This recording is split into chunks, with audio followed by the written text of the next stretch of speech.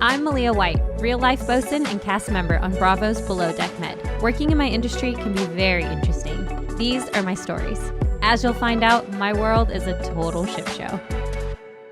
Today we got a special guest. You'll recognize him from Below Deck, several episodes of Below Deck, actually.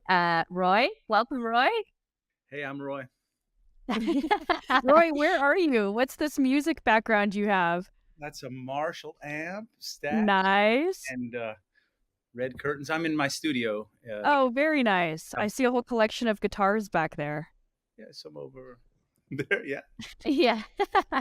Are you in California at the moment, or are you? I'm in California. Nice. Okay. Good. It's been raining here, but yeah, I'm here right now.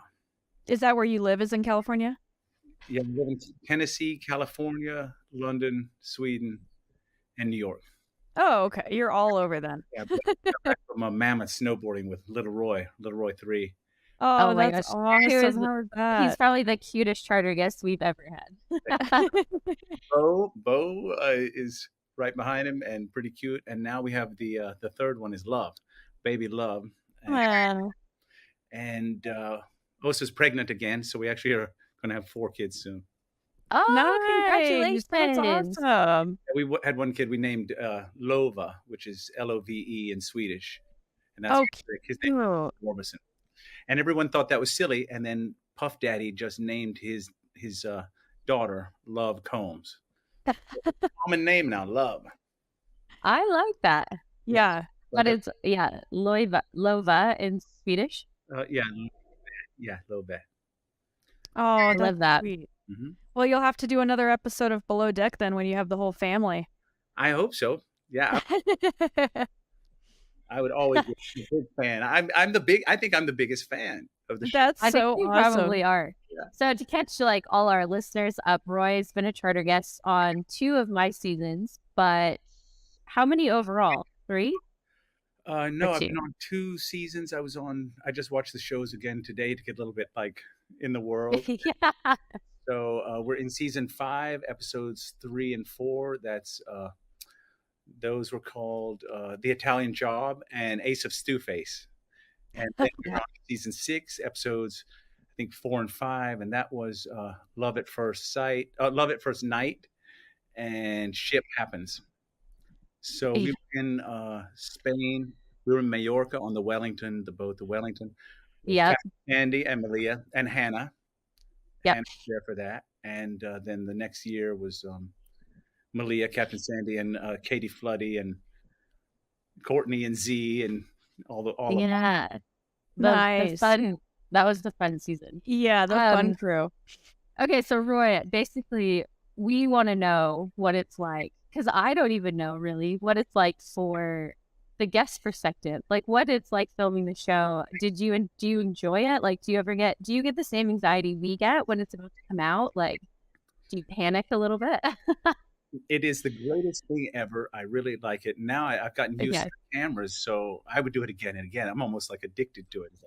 But there is something I kind of learned. I call it the second night jitters. You know, that like the second or third night, usually the second night.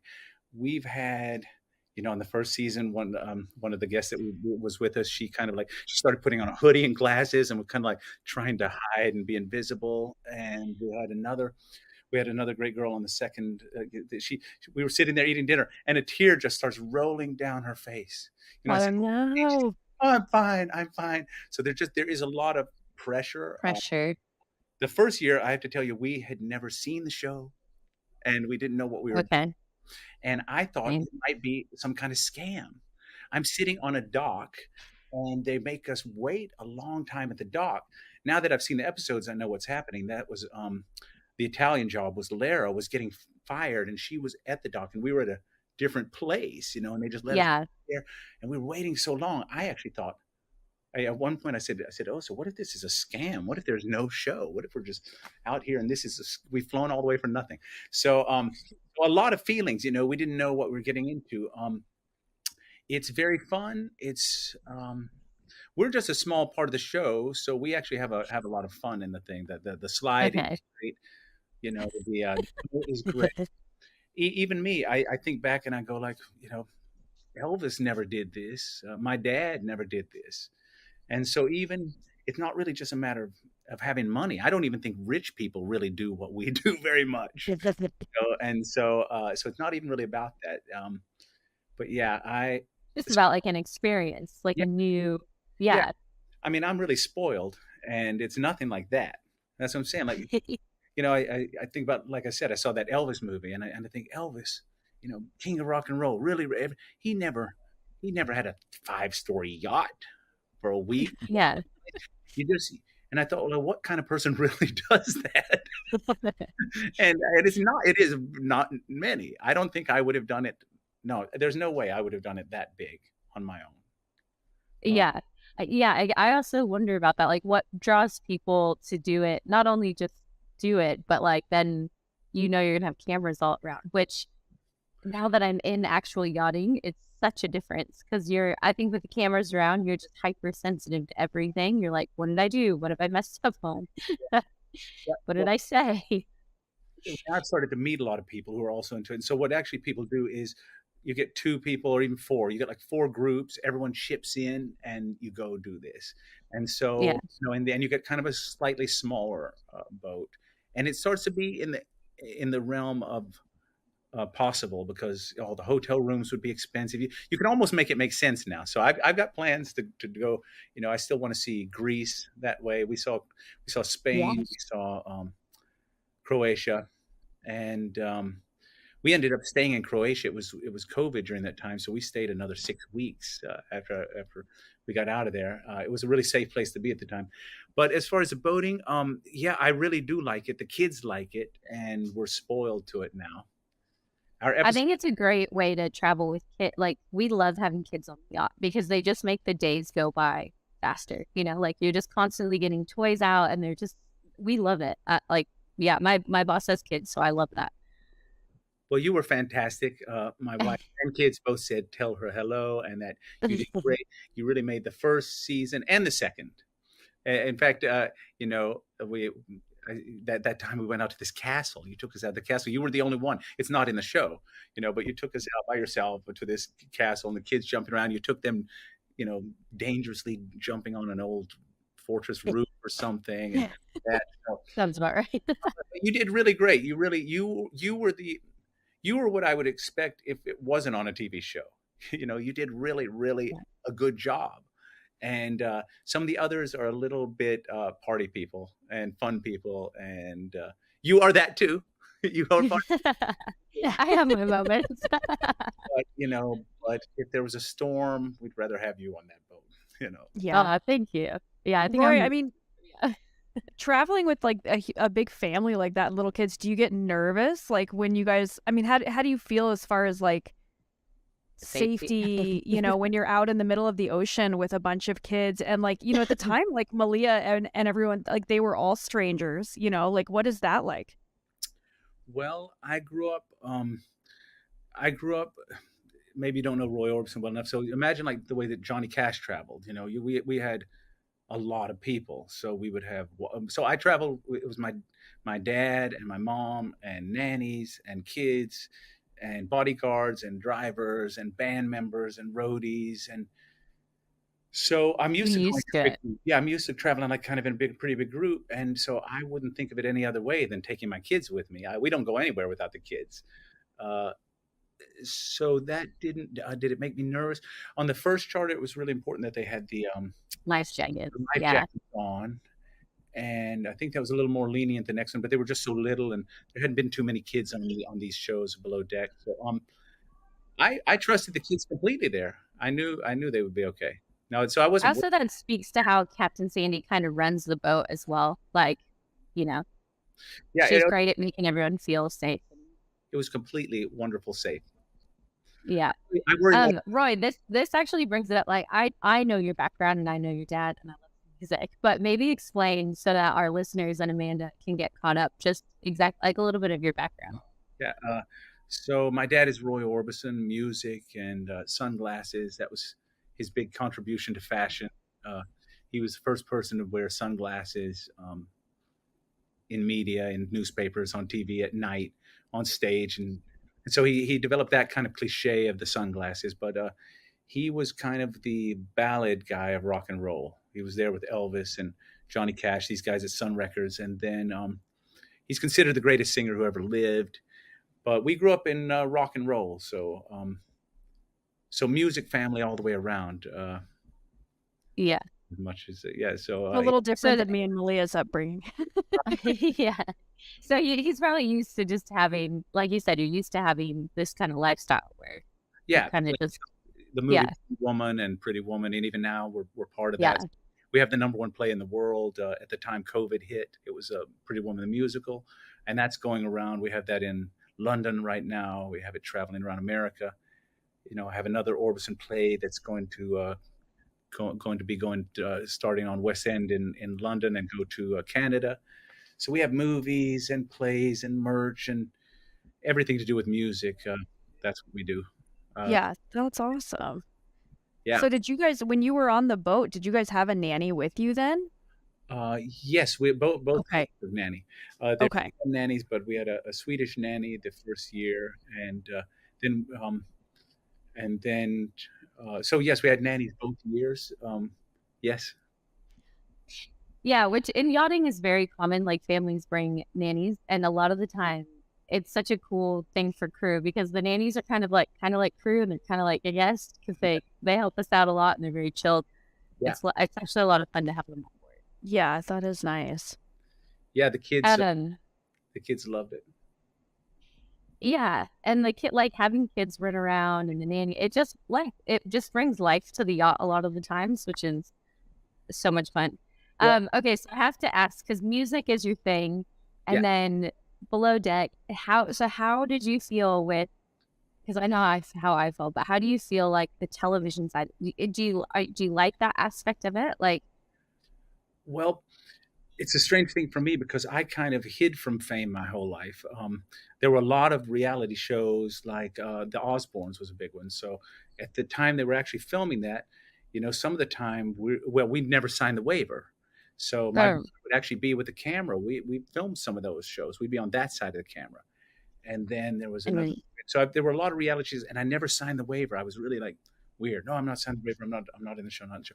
And then suddenly when I had the kids, it kind of just set me free. I realized, I can't ask them to do anything I wouldn't do. So I have to go make a fool out of myself now if I want little Roy to jump up there and play, Pretty Woman sometime or something. So it was kind of a conscious choice to make a fool out of myself. And so the TV aspect. So, I'm still on the fence a little. Like people go like, oh, do you want your own show or something? And I go like, no, actually, I don't really want that. And Below Deck is kind of a special show because it's 24 hours. It just rolls and rolls. A lot of the shows that I know about here in LA are, they rent a house and they film at their house and they unplug and go home to their real house. Yeah. They show up in the morning, they film for maybe, however long. But when you get to take a break, you pull that it's the sound off. You pull the sound off, go home, you rest differently. When you're on that boat, you don't know where the cameras are really. So I was a little bit, when I got off the boat the first time, I was actually, I was talking in Swedish and I was saying I have techniskräck. I have a technical phobia. Like there would be a light with a weird kind of like a microphone. And I thought they were still filming for 2 days. So there was pressure, like little things, fire alarms in restaurants. For a little bit, I was weird. Like 3 days, I was just on edge.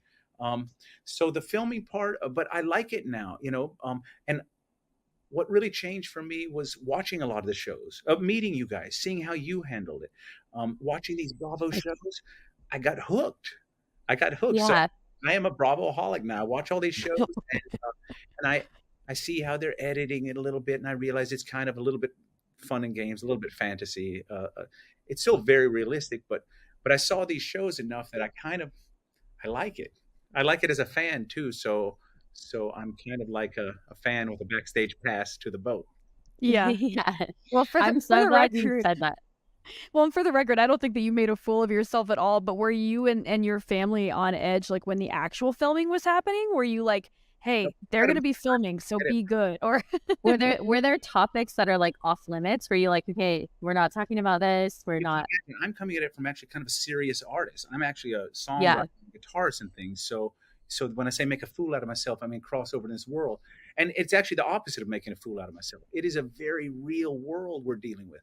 So I meet people and they just say like, oh, isn't it, you're on that show. I go, that show is very important to a lot of people. I actually say almost sacrilegious things, and I say like, it's kind of like Beatles fans. There are a lot of Below Deck fans. It's an active fan base, and I learned it going to BravoCon. I went to BravoCon in New York, and the people just love me so much. They showered me with good energy, love. I met a woman who came around. She said, "I named my dog after you." I was like, are you serious? And she goes, yeah, and another fellow came up. He said, really serious stuff. He would say, he said, Roy, I have cancer and I watch your show when I have chemo because it makes me laugh. And I'm shaking his hand. I said, you watch it more than once? He said, I watch it your episodes every time I have chemo. And I was like, oh, wow. This is nothing fake. This is very, very real. I don't know if this was your question, but I got into, so I like the TV part. I like it. It was very real. At BravoCon, I saw people who live pretty tough. They're working all the time. They save up $300 to go for a day, and they go there to meet these people. And they just want to put glitter on their face and throw beads around. And it's a real party. Everyone's drinking, and that's a lot of fun. But, and just be who they are, kind of. Everyone lets it down. You have women in tights, and you have people just really, really letting themselves go. And I like that aspect. I did it too. I went, this is great. There isn't any judgment in this whole room, 20,000 people, and everyone's just like really happy. And so BravoCon showed me what the Bravo fans are and the Below Deck fans. People leaving. No crime. Women leaving their purse. Lisa Reno would walk by and they just all screaming, leave their purse and their phones. And I'd look and I'd go like, they just all left their stuff and they're just running away. And steal anything. No one's doing anything. Gives so much love. So there's a lot of love. I think that's really cool to see because, I think my first season of the show, it hadn't exploded to what it is now. So over the years, now seeing just how big of a fan base and how far around the world it reaches, even here, I'm in Malaysia at the moment, and I have people being like, Malia from Below Deck, and I'm like, this is insane. It's and below. I think it speaks to everyone that we know behind the cameras. They work so hard to build this show, and it's become, and as a yachtie, I've come to appreciate it because it's showing the world just how hard we work in this kind of alternate universe that exists where we're, this yachting that not a lot of people get to see or experience. And like you said, I get people that write in and they're like, I'm going through this really tough time in my life, and I watch an episode, and that right there makes all the drama, all the anxiety, everything worth it. I'm like, okay, if we've brightened someone's day, or I've changed, or I get a lot of women that are like, I'm now going to go pursue this career in a male-dominated field because I watched you grow up on TV. Makes it worth it. See, I didn't know it was real. It's kind of like fantasy and real, and it is great. It is it's the best produced show on TV. I watch a lot of the shows, and Bravo, the way it's run, and watch what happened live, and Andy Cohen, and just all the shows. But I'm so glad you talked about the technical fear because I have that as well after filming. Well, because so everyone knows the day we wrap, we all stay in a hotel room, and I'm always looking. I'm like, what's that red light? And I'm like, is there a hidden camera? Or am I still mic'd? But to what Roy was saying is, Below Deck is so different because we're constantly mic'd, and we constantly, no matter where you go in the ship, you're being listened to and you're being watched. It's not like you get to go home or you're sleeping and the cameras are down or there's only one person on at night. Below Deck is truly around the clock, 6 weeks. Everything you say, do, it's being recorded, it's being watched. There's no break. And that's a lot. And you're working. I mean, the level of responsibility. It's not just, oh, we're being mic'd, but we're just hanging out. It's no, you are literally in charge of the safety of the guests. There's so much that goes into it. I just think like even me as someone who just has watched the show, and I'm like, man, that is wild. Like it does not, like, I feel like you guys just do not get the credit. You know, like it's so easy for them to edit it and throw the drama on TV, but like at the end of the day, it's like, yeah, but you guys are actually working a job that involves a very high level of skill and education, and it's no joke. I was comparing this the other day because some of my, the Bravo world gets smaller and smaller as the more people you meet at these events and stuff. And I'm talking to some of my friends that film other shows, and they're like, oh, it's so intense. It's 2 weeks, like camera, like 12-hour days. And I'm like, sorry, ours is 6 weeks around the clock. Like we don't, and we're working. Like we're not just drinking. We're working with just such an elevated pressure because of the guests, like our job is to give people like Roy the yachting experience. We're not there to film a TV show. We're there to give him the experience that he's paid for. And then that produces a TV show on its own, or develops a TV show, Right. Yeah. We still have to make sure Roy's family's safe. We have to make sure they have fun, that we're giving them 5-star service, And I think also like people forget about that with captains as well. Like Captain Sandy's job at the time is to run a successful charter. Yeah. Yes, but that's also what makes for good TV. There's always a crash and burn under that real pressure. Yeah. They keep you guys under pressure too. I'm not sure. I wonder that kind of stuff. I go, is real boating like this? Because they keep you guys tired too. They keep you tired. You're waking up at 4 a.m. Yeah. You're going last to go to bed, first to get up, and just that can get you cranky. I mean, real yachting is like this. Like we will do a charter season, and you just know you start at this month and you're going to end in 3 months, and you just know for the next 3 months, I just have to keep going. I can't stop. I just have to keep going. So you're saying it's not harder, or if you take away the it's just as hard. Same thing. So it is actually that root level of the job is the same. Yeah. The cameras just add a little salt and pepper on it. Yeah, because we're, like our charter guests expect 5-star service all the time. So even if there's not cameras, like we're constantly, there's always logistics. We're running operation, like, all the toys, the slide, everything. We're always doing dinner service. Like it's just nonstop all the time. And charters are usually 10 days to 2 weeks. So our charters on Below Deck are only 3 days. So they're easy, we're in and out. A usual charter is like a 10-day, 2-week fiasco. Yeah. Well, how many seasons? See, I look at the logistics. I don't think of it so much from that point. I'm there and I'm trying to figure out how much it's costing to make the show. How much is the boat? We spent the first whole whatever you call it, charter, trying to find the name of the boat. We were lifting, little games we were playing. We were turning over rugs and looking around at the, because looking for the name of the real name of the boat. The name was the Wellington on the show. And so I'm doing all this. I'm thinking like, how many people see the show? Our shows were the highest rated of both seasons that we were on. Our first year, we hit on episode 3. It was the Italian Job. We hit the largest audience of all the Below Deck franchise, and by now there's a lot. There's 10 years of Below Deck. There's, I think, Below Deck Yachting, which just came on, the Glenn Shepard one. That's coming out right now. I think yesterday was the debut. I'm taping. Oh yeah, sailing. Yeah. But sailing or yachting, whichever thing. Yeah. And so that's in its 4th season. So when you actually add up all the seasons, there's 25 seasons.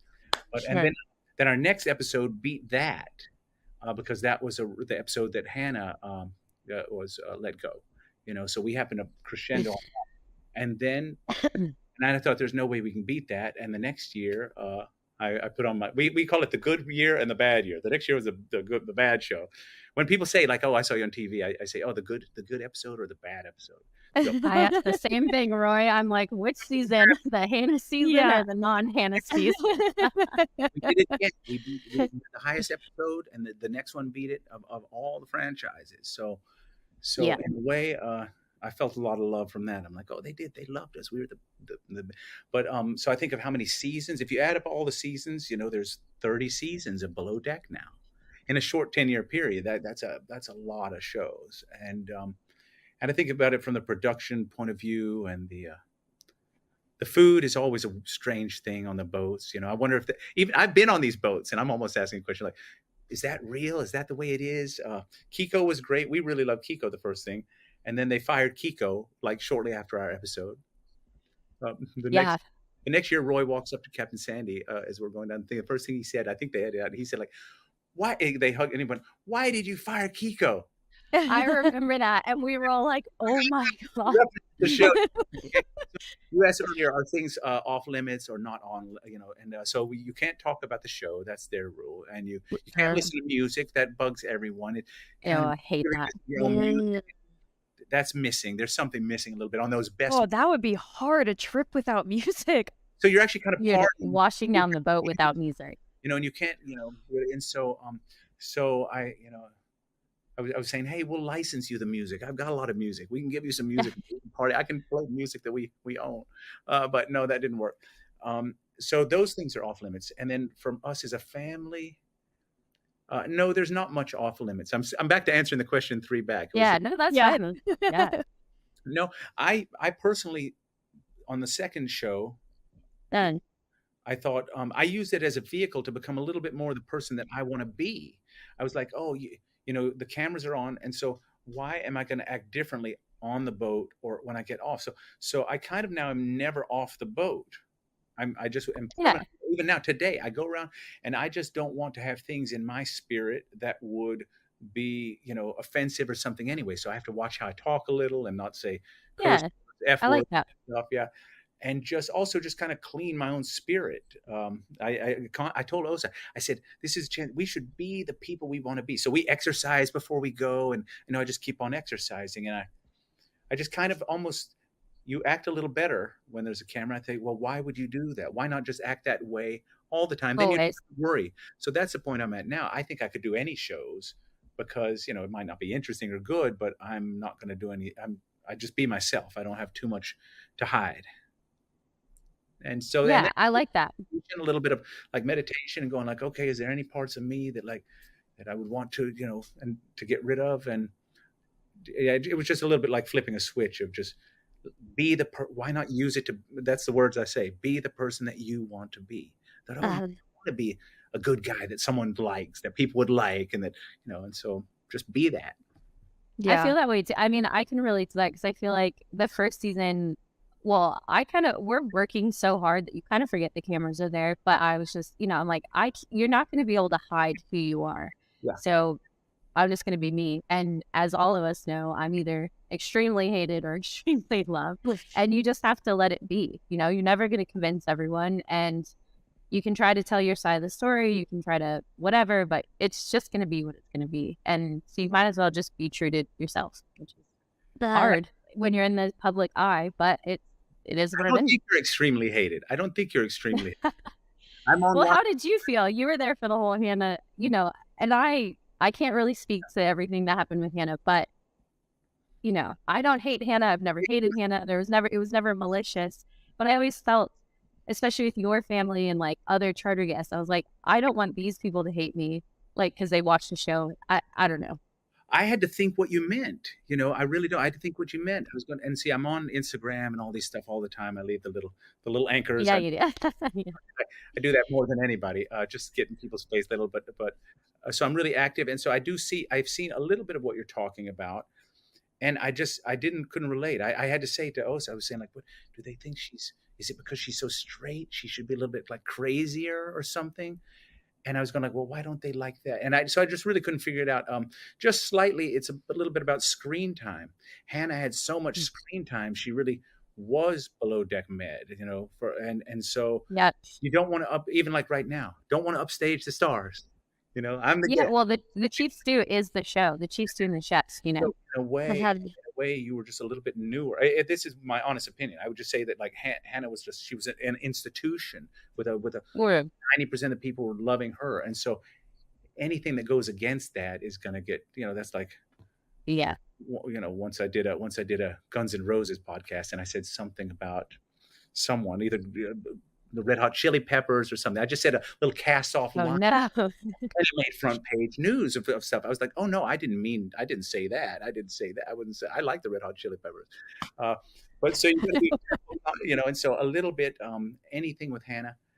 But I think that was really short-lived, and I think that's just a vocal, there's people, you wonder what they like. Yeah, okay, when I saw a little of that, you wonder what they like. Do they just, because they seem to like the really, what word would you use? The really tough characters, the bad characters, the tough characters, acting bad, treating people bad, saying the bad stuff, and kind of putting people down or pretending they have a lot of money. I'm thinking about like the Real Housewives shows. They love those.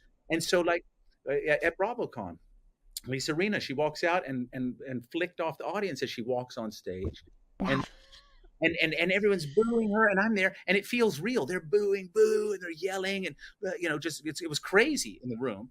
And then, like I said, 2 hours later, she's going to go. They have little booths where they sell candles and their books and stuff. And so she's going to her merch booth, and the entire room, 15,000 people, just throw their drinks in there and run. They just screamed. Actually, scream. I taped it. They just scream. It's like the Beatles walk through the room. And I was going, this is a strange, that I still don't understand. I don't understand. You gotta love the villain, as people love the villain as well. And they love to hate it. And these Bravo shows are masters at it. And so you're not that kind of villain. I'm sorry. And so I asked also one time, I said, do you think it's because she's not like a villain enough or something? She needs to be a little more, I don't know. So in a way, we're gonna try that. Nice, and so they like a little jalapeno pepper fire. Yeah.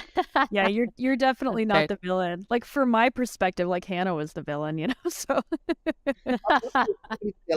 Nobody's really the villain. But some people break on the show. They actually break on the show, and so. Well, I think too that people, I think, to speak to the whole production of Below Deck, like, people watch the show and they get so invested in the character. Hannah was loved, absolutely loved. And like, they get so invested that when something happens, maybe they don't understand completely. Like, there's no way the audience would ever understand the whole thing to the Hannah situation. There's no way. There's no way to explain it to them, because it has to do with real yachting, which is, the laws and everything you have to do. So it was just hard for people to understand, which I get. Yeah. We did a thing. You set up a picnic for us. We had a picnic. The wind was blowing. It was at the Majorca Cathedral. And those kind of things that you don't see, even when we were on the show. So we left. When we watch it later, that was one where you got cut and you were actually bleeding from some and we didn't see that. So when we watched that, our jaws dropped. We're like, oh my gosh, there was broken glass in a trash bag, and you dragged it across your leg. You're bleeding, and they showed that blood. And those kind of things we didn't see. And then, my big drinking fiasco on the second show, I don't think you even saw that. You were asleep. You're like, what happened? And they probably, I didn't. This guy drank more on live TV than anyone has ever done. That's kind of right. That was so funny, because you're right. I didn't see that firsthand because I'm not the night shift. And then I get up and everyone's like, Roy drank last night. Like, you never really lose yourself. And then like, amazing, I didn't pass out. Yeah, watching it back, I was like, "What? This is not Roy." Like, what did he? I know what I'm doing tonight. It was gonna go watch that episode. But he was harmless. He was just like having a great time. Yeah, it was just so different than his normal character. And I'm saying, like, this is a conscious choice, And I mean, there are some funny lines. I said to these guys, I went, "You're all embarrassing yourselves."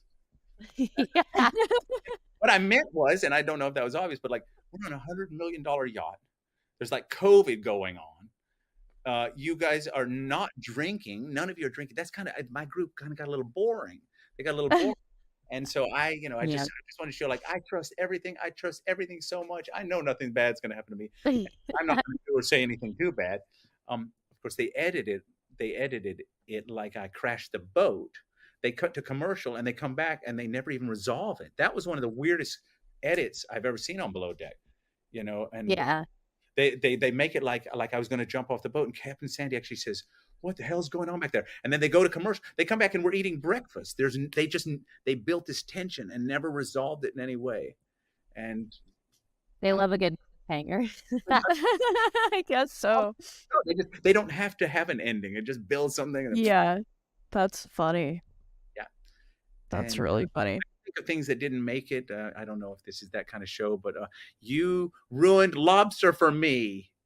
Malia, oh yeah, I told you it was the little boat. We're looking off, and I think there was a lobster or something. And say your line. You can tell him. I'm just quiet there, and she's driving the boat, and she's making small talk, and she goes, "You know something about lobster?" That's his line, and I just thought, "Ooh, that's weird." And it's grown over the years. I have almost a lobster phobia now. I have tried to eat it one time since, and I'm actually just spit it back out. Because its closest living relative is a cockroach. The closest. Wait, okay. What was it you say? The closest living relative to a lobster is a cockroach. The closest genetic, closest thing it's on Earth. No, to a lobster is a cockroach. Yeah, and they used to serve lobster in prison because it's a bottom dweller, and then it became this delicacy. But I had seen because I am very protective of the ocean, and you were. Did you study biology? You're a biologist or something? Yeah, ecology, and I am a huge ocean conservationist, and yeah. Well, you're doing that forever. I can't get into it anymore. Yeah, it's excellent. That's so funny. I'm with you forevermore, and whenever I try it or see it, I think of you. So that's been ever since. Excellent. I can't erase that. Yeah, a big cockroach. Yeah. That's Romy, I think we're wrapping up. It's been so excellent catching up with you. You'll have to tell the family I say hi and send them my love. Hopefully we see you on another season of Below Deck. Oh, I want Maybe that. when I'm the captain. Who knows? Yeah, congratulations. Yep. And, the fans, see, I'm something in between the fans and so we all want to see you back. I want to see you back very badly.